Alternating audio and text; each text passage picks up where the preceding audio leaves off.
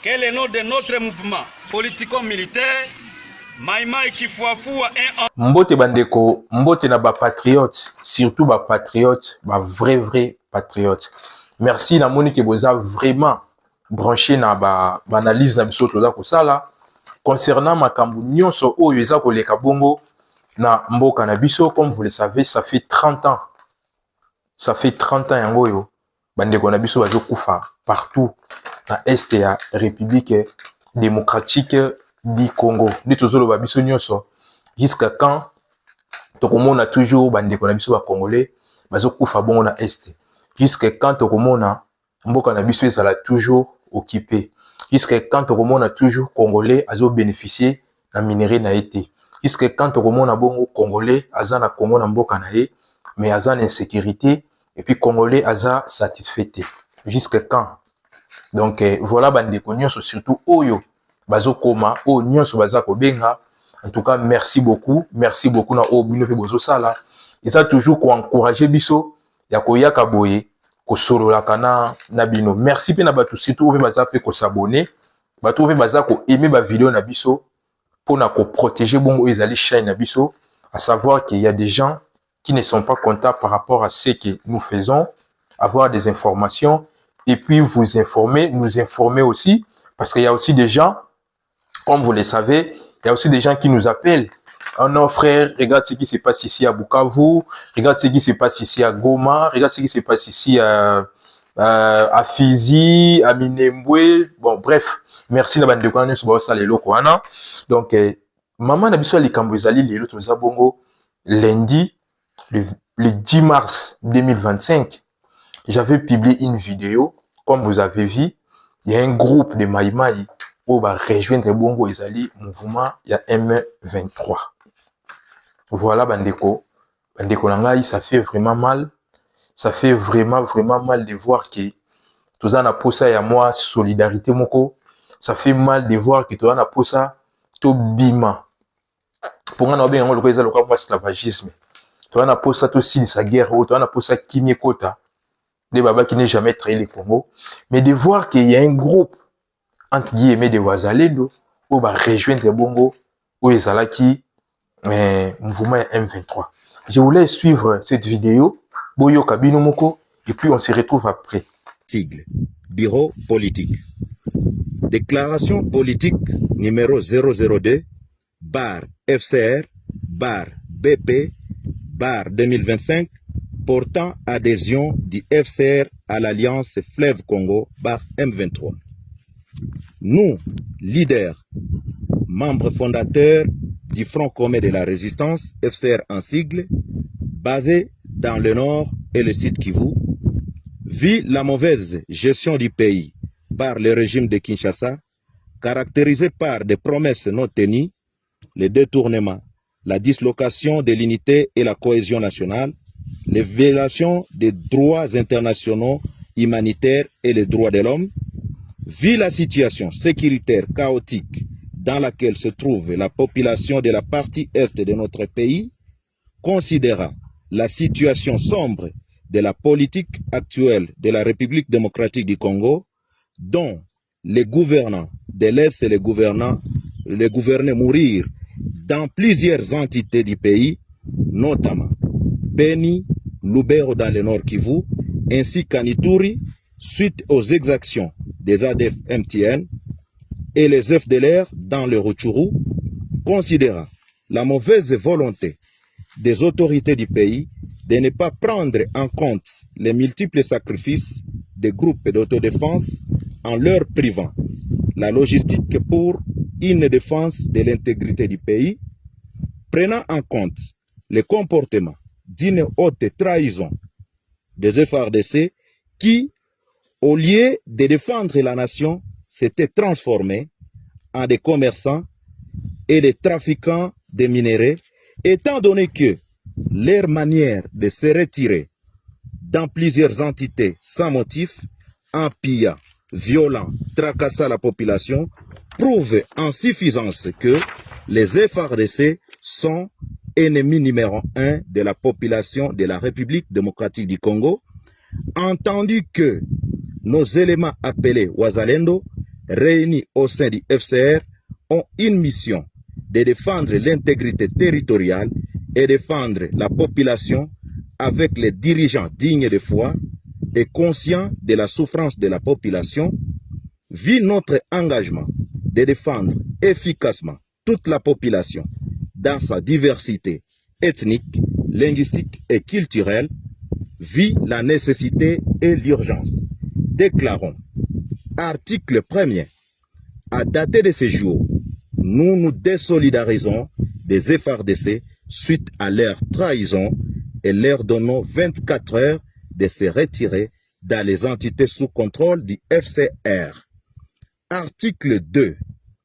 Nous portons à la connaissance de tous que nous marions notre élite à celle de l'Alliance Fleuve Congo-Bar M23 pour aborder une vision commune, celle de la bonne gouvernance, lutter contre la corruption et remettre les Congolais dans leur dignité. Article 3. Nous appelons les autres forces de la résistance de se joindre à nous afin de barrer route aux ennemis de la paix. Fait en Bois-Vignois le 7 mars 2025 pour les membres fondateurs FPP bar AP, NDC R bar M, Maïmaï Kifuafua.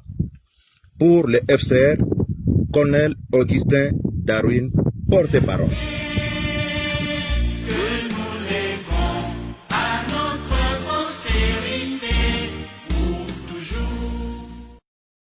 De konangai bino bolandi makambo oyo général o alobi ba rejoindre bongo Nancy Bolandi nebi ke ba congolais nyonso toyoka français partout là où vous me suivez.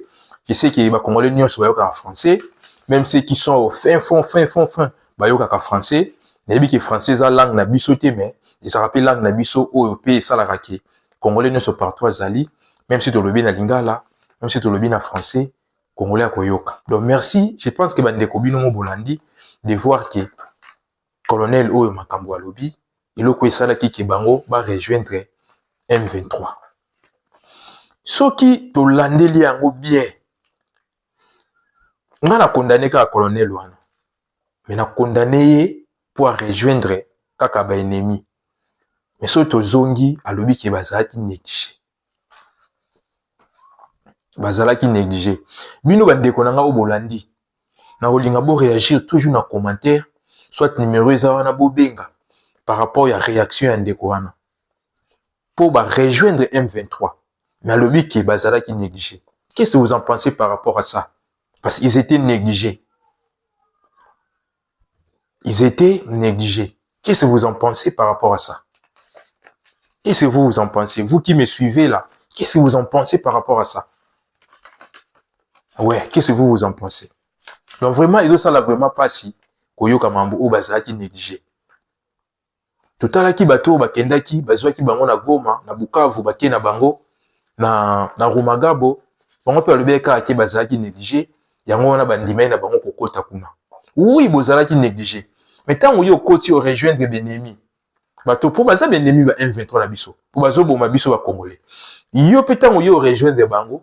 Pourtant yo bokoya na mouvement na boyaka ko bomaka bandeko na bino. Tant yo boma ndeko na yo moko, soit pour na mbongo, no le biki bozaki négligé. Na éviter.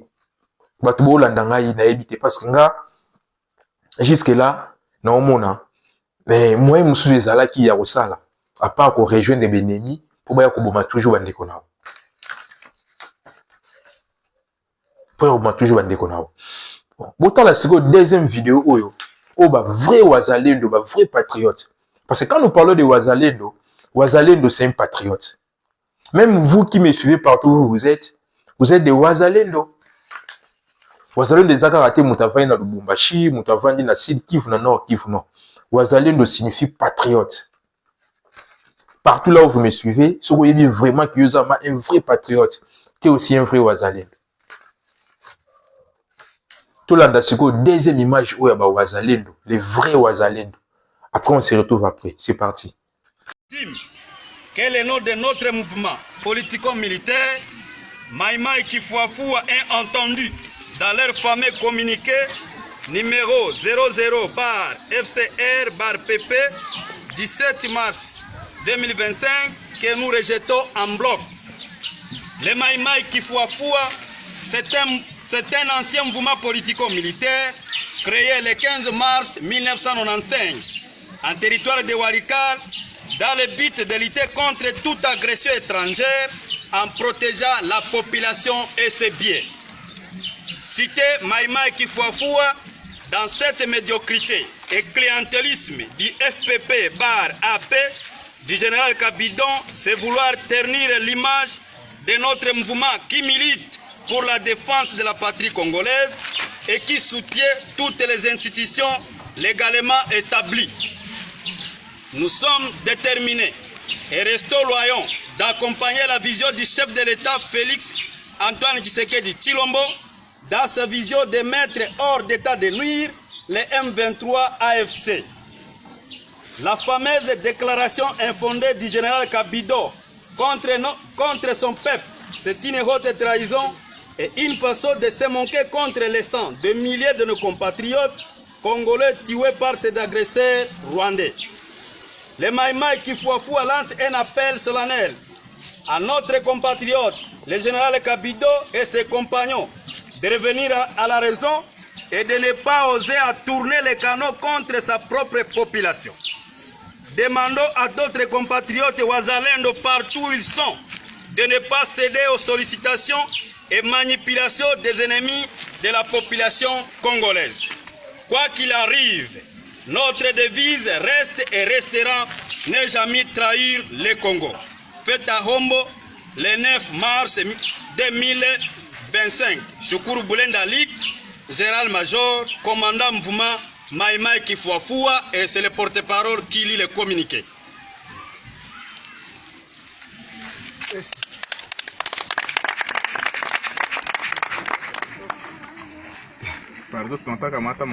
Ndeko bino mo bolandi vidéo na oti côté la bino ya ba vrai wazalendo alobi yes na souci na intégrité nationale yes o batela bongo o ezali peuple na ye ya ko trahir te mais to moni ba ninga wana kuna ba kei kuna bango balobi ça pour na négligence wana et outi na niveau ya président de la République, négligence wana et outi na niveau ya ba généraux baza ba très ko pesa ba mbongo pona ba wazalendo ko zwa soin pona ba FRDC na biso na niveau ya Nord Kivu Sud Kivu ba généraux très wana bazalaki baliaki mbongo wana ba prenaki bango en charge bien te. C'est ça qui a fait que ba longwa na bango ba congolais ba région na bango benemi ya ba congolais. Parce que le fait que Olongo déjà au Kenya na benemi pour nanga oza sous congolais te. Parce qu'un vrai congolais ko ndi mataki pas benemi aya ko boma o ezaka bandeko na ye. Qu'est-ce que vous en pensez, vous qui me suivez partout au Botalangaï, par rapport au changement na muto Olongo na ka région de bâtiment pour boma bandeko na ye.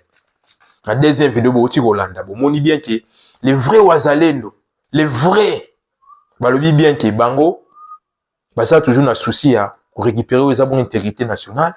Parce que battre la bongo ezali population na bango, parce que battre la bongo ezama belé na bango. Parce que battre la bongo ezali mabelé na bango. Bandeko, la ligne agit c'est éclaircir par rapport à vidéo na passe na publié qui ont déjà c'est là des jours dans la monarchie qui un groupe de wazalendo baleki. En tout cas, dans ça qui versé.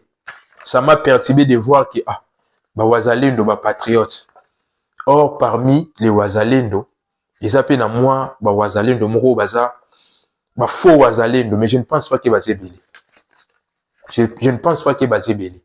Il y a un bino bout sur yoka ba wazalendo. Et puis, na soleil, sous na wazalendo, moko, à lobby, ba on est bazara bonso, ba timbelio, ba remarquer que yo sa faux, ba obomayo. Parce que na bango, un faux wazalendo a raté. Soit tous a wazalendo te, mais cause a faux wazalendo te. Mais négligence wana gouvernement na bisopé. Toujours condamné, oui, mais négligence wana pe. Donc merci na bato nyonso balandinga.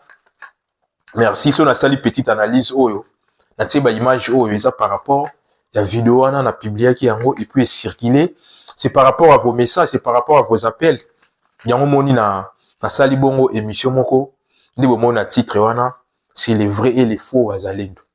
Donc merci, restez branchés, restez connectés. Tant que tu as les informations mo boya malamu tokoleka. Mboka eza ya biso n'est jamais trahi le Congo. Le Congo ou rien. Donc merci. Surtout na bato baza ko s'abonner na lobaki. Bato baza pe ko aimer parce que il y a un groupe de gens au ba olingate comme on a biso mambo to sala.